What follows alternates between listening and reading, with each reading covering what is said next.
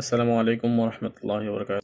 আমাদের পার্শ্ববর্তী দেশ ভারতে একটি যে বিপ্লব হয়েছে সেটা বাংলাদেশের কোনো মিডিয়া এখন পর্যন্ত আমি একটা মিডিয়াতে দেখিনি।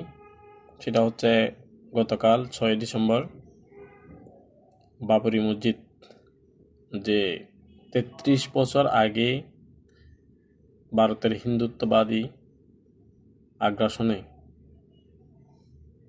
সন্ত্রাসীরা ভেঙে দিয়েছিল, সেই বাবরি মসজিদ আজ এসে 2025 সালে এসে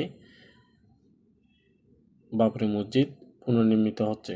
আলহামদুলিল্লাহ, এটা একটা মুসলিমদের জন্য শুকরিয়ার বিষয়।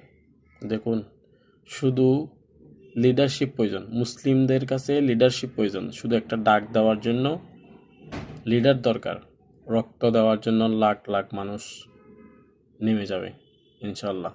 সেটাই দেখা যাচ্ছে আজকে ভারতে। ইনশাল্লাহ বাবরি মসজিদ আবার পুনরুজ্জীবিত হবে।